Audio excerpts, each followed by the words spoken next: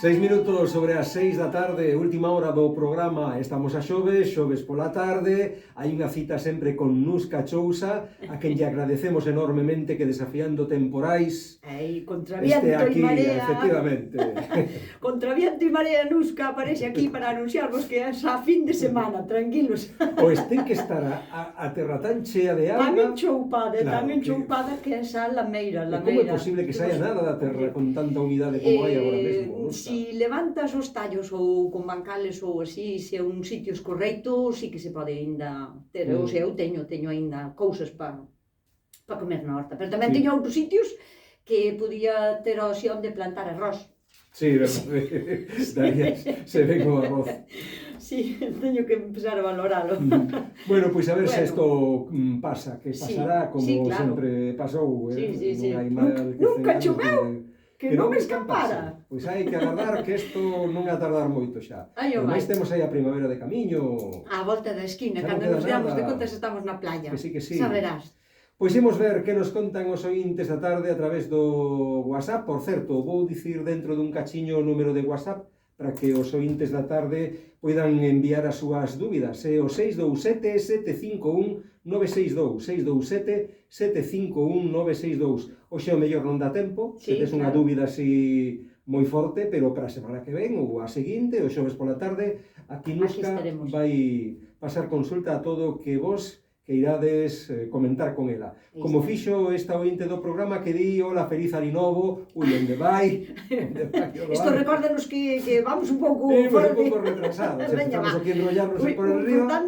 O importante é estar, veña, va. Imos ao día, veña, pois son Mari, de xuño, quero preguntarlle a Nusca cando se poden insertar os cítricos. Insertar? Sí. Pois mira, para insertar ten que ser con frío, o sea, así no inverno antes de que chegue a primavera. O que non se pode é, por exemplo, despois dunha poda fuerte, non? Porque vou recordar que aos cítricos non se lle dá unha poda fuerte como se lle dá un masanceiro ou un peral ou non, que podes abrirlle a copa e tal.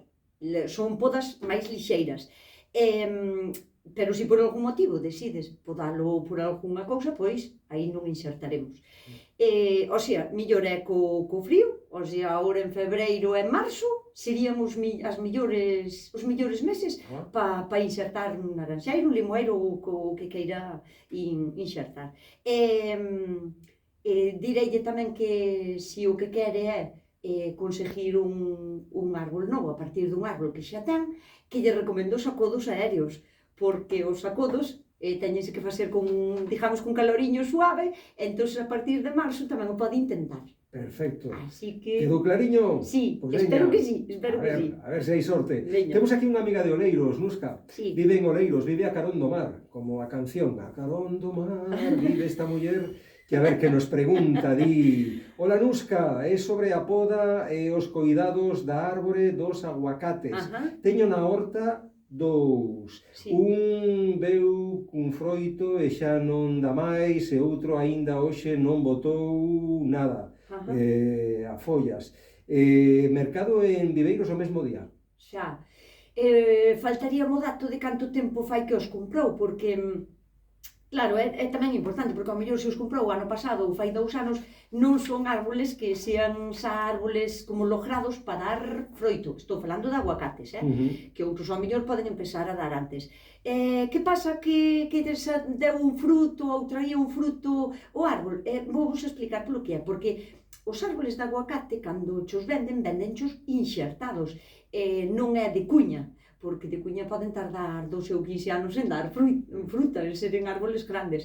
Pero cando é un inserto, date conta que o inserto é dun adulto, o sea, dun árbol que xa estaba dando fruta, e posiblemente o inserto xa tiña como un tallo floral, non? Entón, daí, pois, pudolle salir o aguacate. Pero o porta inserto, o sea, o patrón, é o que fai madurar o árbol como árbol grande para dar fruta en por sí. Entonces, como non sei canto tempo lle levan plantados, pois vou a pensar que aínda están por madurar. Que non se preocupe porque poden tardar en dar 4 anos ben, ou 5 en seren xa como de dar fruta en abundante e de boa calidad. Pero tamén pode ser que se leva moitos anos plantado, aínda que os comprara os dous no viveiro, que un estea enfermo, digo o sistema radicular, ou que ela o plantara en un sitio moi encharcado, e que se agora mesmo co que está chovendo, imagínate, non? A agua o que fai é que non haga oxígeno na terra, porque desaparece a agua, o mínimo oxígeno. Entón as raíces tamén poden sufrir moito e incluso pudrir ou sufrir podremias por culpa de hongos húmedos. Entón, pois nada, eu, se fai só un par de anos que teña paciencia, que lle vai ir arriba, e se é o caso de que o plantou en un sitio moi encharcado, aínda está a tempo de trasplantalo, levantalo, ou poñerlle unha cama de arcilla expandida ou algo que faja, que drene ben o sitio, ou cambiálo para un sitio máis enxoito. E se o caso é que eran noviños, hai que dar tempo para que empecen a producir. Tempo, non hai que pretender que todo se consiga nun día. Non. Amiga de Oleiros, sigue os consellos de Nusca e xa nos contarás. Sí. Teño por aquí tamén unhas fotos que che vou pasar, Nusca, acompañadas deste texto de Hola, boas tardes. A primavera pasada fixen uns bancais de bloque, seguindo os vídeos de Nusca. Que ben. E foi todo ben, foi todo moi ben, pero hai uns meses plantei nun deles cales combinados. Sí. Como vía que non medraban, arrinquei un par e tiña raíces comidas. Remexín un pouco a terra onde estaban e vin uns bechiños brancos, pequeniños, e un marrón, ao lado do marrón había uns oviños como o dos caracois. Madre mía, que ten de todo. Sí, e pregunta que lle pode pasar e que pode facer para solucionar este problema. Vouche pasar aquí a ver se nas fotos ti deduces algo. A ver, o bicho marrón é unha polilla, o sea, é unha larva, é a metamorfosis entre gusano e polilla. E posiblemente esa un gusano tronsador, que é dos que despois lle vai a destrozar as lechugas e tal, porque cando é polilla pode poñer pois 100 ovos. Ponos independentes, un en cada folla. Encantan as cales, que foi o que plantou ela, e colinabos, o sea, navicol. Encantanlle. Entón, pode ter ese problema, que se pode solucionar para a seguinte vez, cubrindo con unha malla térmica de cultivo, porque isto vai evitar que vayan a poñer os ovos as polillas. E o resto de bichiños que enseña poden ser por moitas causas.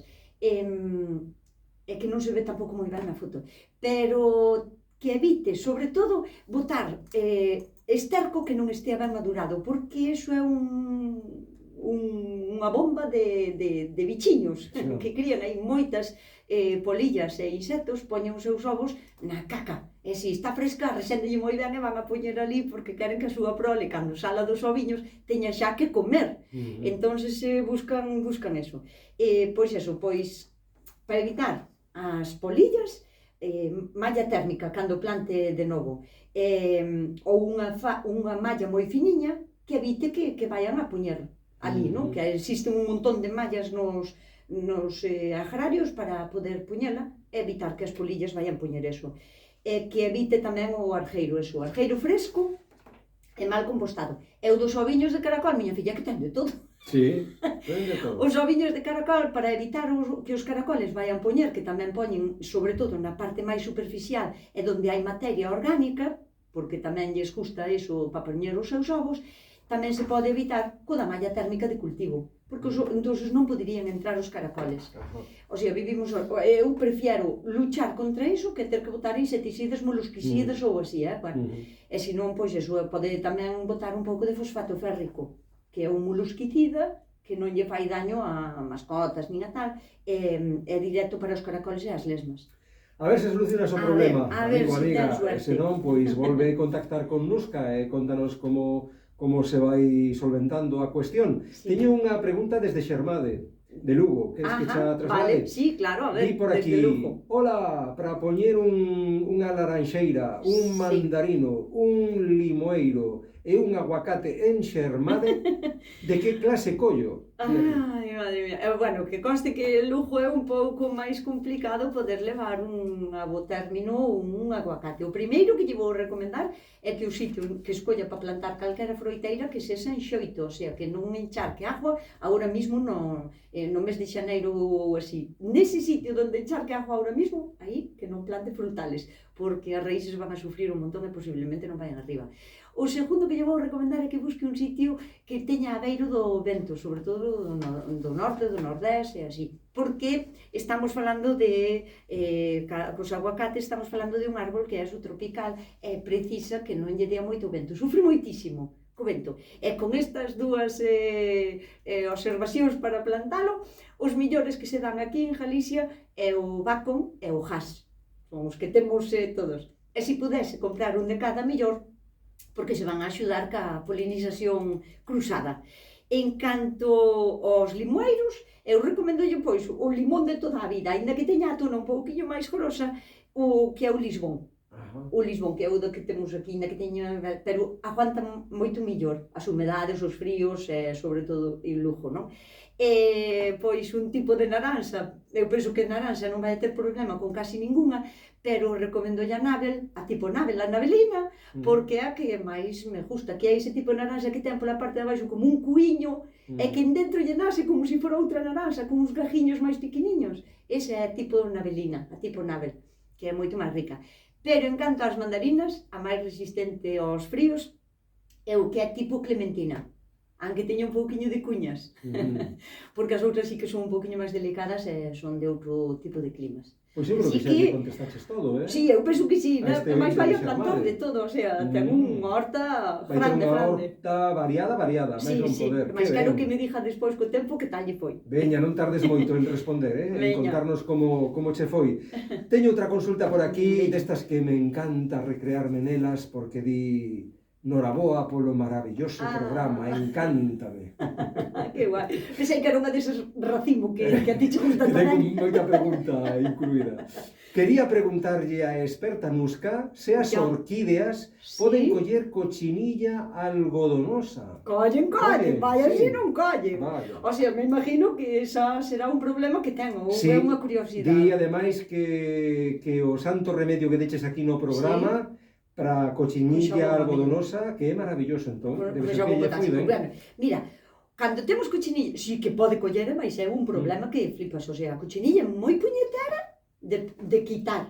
Pero no caso dunha orquídea, telo moi fácil, non é o mismo, por exemplo, unha masanceira ou un naranxeiro que teñas cochinilla, que é un árbol grande, pero unha orquídea atende, ti cóllela, primeiro a isla das outras, despois desenterra totalmente e tira con todo ese sustrato, porque pode haber oviños de cochinilla aí, o sea, tiramos con el, lavamos o cacharro perfectamente, e depois collemos un algodonsiño empapado en alcohol, de 70, normal, e limpamoslle ben as follas.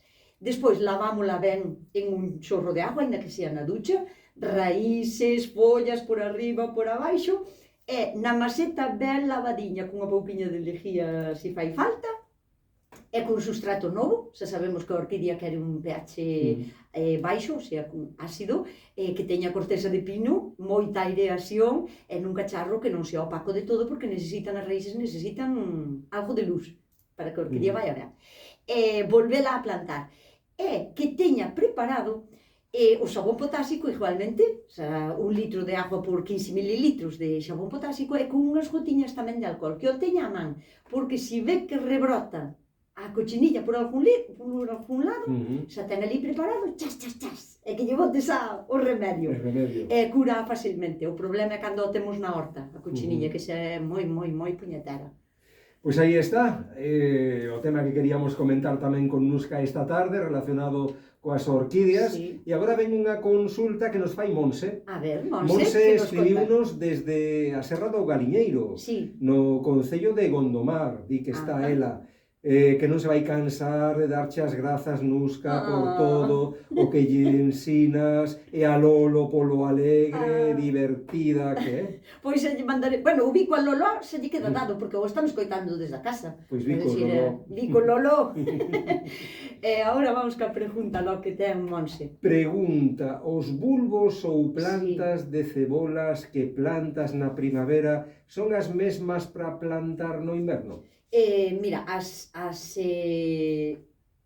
hai cebolas que podes encontrar no inverno que tamén podes encontrar no verán. Non sei, a min ven agora a cabeza, por exemplo, a paja virtudes. A paja virtudes que pode vir en bulbo no inverno, pero é unha cebola temprana, non é unha cebola para jardar. Pode vir a paja virtudes, é un tipo de cebola, é chata, grande, así como media, non é da redonda, é moi amarilliña. Por que é moi boa para jardar? Porque ten un ciclo moi largo, pero no verán vamos a encontrar tipo ceboliño, ou sea, de plantón, planta para plantar, pois a partir de abril, maio ou así. É a mesma cebola, sí, pero foi jardada de diferente maneira. Unha foi jardada en bulbo e a outra semíllana, pois en diciembro ou así, para telas para vender en abril. Pero non é o mesmo cebolo, ou sea, como a todas as plantas, hai algún tipo de planta que se dá mellor con máis caloriño e outra que se dá mellor no inverno. Como falábamos a semana pasada, que me recordo que alguén me preguntou en Málaga, creo que era, por un brécol que non lle fora ala moi ben. É que hai dous tipos de brécol e un vai a dar mellor con frío e outro con clima máis temperán. Entón, esas cebolas, é o que lle pasa, podes encontrarte ca mesma clase de cebola, pero en distinto formato, digamos, non? Non é o mesmo en bulbo que en semente, que en ceboliños xa para plantar. É que máis preguntaba? Sí, tiña outra pregunta que non xa fixen, pero mira, ainda quedaba un poquinho aquí de texto que mira, casi a paso por enriba, e tamén pregunta se crees que daría froito un mango por esta zona, ela é Monse da Serra do Galiñeiro, de Gondomar, dicía. Claro. Bueno, nesa zona ou en calquera outra parte de Galicia, se daría froito un mango. A ver, o mango, mira, Monse, eu vouche dicir, eu teño un na miña horta e non perdo a esperanza, só tuve un fruto un ano, o sea, debe levar ali o prove pois como uns 9 anos ou así. Eu non perdo a esperanza porque está no sitio, o árbol está bonito, que pasa que un pouquiño frío de nada, é un árbol que é subtropical tamén, necesita caloriño, é unha fruta que necesita unha temperatura de 30 grados durante meses para que chegar a ter unha fruta, pois eso, dulce, grande e bonita. E aquí en Galicia carecemos un pouco deso, porque podenos vir un verán moi bo, ese ano ao mellor collemos 4 ou 5 manguiños, pero depois ao mellor posiblemente non, pero por favor que non perda a esperanza de plantalo, porque eu non a perdo, entón se eu animo a que o plante que se dé ao gusto de plantalo, de coidalo, e depois a veremos se facemos leña tamén, non pasa nada, cortámoslo polo pé e plantamos un masanceiro. Pois veña, anímate, amiga de Gondomar, Monse, xa nos contarás, a ver como se dá por aí o mango. E imos rematar cunha consulta que teño por aquí, Nusca, dunha amiga do programa, Carme, que escribiu desde Pollo, en Pontevedra, di: hola, boas tardes, Nusca. Quería preguntar por que se poñen amarelas, entendo que di aquí, as follas dos cítricos, e se tes unha solución para iso. É que, mira, cando falamos de que os cítricos, da igual o que sea masanceiro, ou sea, naranceiro, limoeiro ou mandarino ou que sexa, se pon amarillo, chamámoslle clorosis. Clorosis é simplemente que está como pálido, que non ten o seu color habitual. E por que está clorótico un naranxeiro ou un cítrico en general? É que son tantos os motivos que me gustaría que se é unha pregunta particular, que me mande fotos de como está ese naranxeiro, porque o necesito ver. Normalmente achacámoslle sempre a mesma... O sea, cando lle preguntas a alguén, non sei que lle pasa ao meu naranxeiro que está amarillo, non? Como nos di Carmen de Pontevedra. E claro, vaille dicir, tenche falta de ferro. E non é sempre así. De feito, a nosa terra é ácida, ten o ferro suficiente como para cubrir as necesidades dun naranxeiro, non? A non ser que fixeras algo ti nesa terra que desequilibraras o pH, pero vivimos en unha terra ácida polo general. Entón, normalmente ferro temos. Añadirlle quelatos de ferro non é sempre a solución. Cando un árbol está máis pálido, o sea, que ten unha clorosis máis pálido do que debería estar, pode ser, mira, porque as raíces están demasiado frías, porque a terra está moi fría, porque está en un sitio demasiado encharcado e a agua non permite que o árbol poda absorber os nutrientes que ten na terra. Nós ten como favorables para seren absorbidos. E tenos ali. Ao mellor, o único que hai que fazer é esperar un pouquiño. Outra cousa é que o árbol sexa de 1 ano, de 2 anos, que teña 20 anos, que me diga que as follas vellas están cloróticas ou non, ou sea, están pálidas ou non. Porque, por exemplo, a falta de ferro, a falta de ferro vese nas follas novas. As follas novas están pálidas, teñen os nervios verde oscuro, podes dicir, pois mira, sí, ten falta de ferro, pero se non pode ser falta de magnesio, porque o ferro non se move de unha parte do árbol a outra parte, e se as follas vellas están verdes oscuras, non ten falta de ferro, é outra cousa. Entón, necesito como máis datos, porque senón a consulta é eterna, porque o sea, as solucións poden ser tantas como se alguén me pregunta, mira, que noto a miña irmán que está moi pálida últimamente, que lle pasa? É moi xenérico. Claro, é moi genérico, de que un árbol estea pálido, clorótico, pode ser por moitísimos motivos. Entón, pedimoslle entón a Carme de Pollo que nos envíe alguna fotografía. Sí, ou que nos diga canto tempo ten un árbol, se está nun sitio encharcado, se lle dá moito frío, se neva na súa zona. Pois veña. Carme, non nos dubides, igual que fixeches agora, colle o móvil e mándanos un WhatsApp aquí o 627-751-962, 627-751-962. Se che parece, Nuska, aquí pechamos por este tempo de consulta e de divulgación, e a semana que ven, que xa estaremos en febreiro. Xa estaremos en febreiro. Xa temos os choqueiros aí ao lado, aí está. Xa temos os entrados. Por suposto, hombre, por favor. E máis vou ir a presentar as murjas da Puebla do Caramiñal. Que te vas a disfrazar de planta, claro. O ano pasado disfrazime de miña nai. Pidiña roupa toda a miña nai, ca bata cruzada verde, co seu paseiño, co seu pañuelo á cabeza, e cun calajoña e todo, o sea... Fixen a presentación das murdas e compásase pois de miña nai. Bueno, pois non sei, ainda creo que non teño... Ainda estamos a tempo de pensar. Ao mellor disfrazome de Antón Rebollido. Ah, mira. Pois ata mediados de febreiro tedes tempo. Non o sabemos, sí. Xa iremos comentando. De cada semana que ven, seguimos recibindo consultas e calquera cousiña que vaya pasando, xa cho comentamos. Perfecto, pois aquí estarei o xoves que ven. Un biquiño para todo o mundo. Ata logo, Nuska.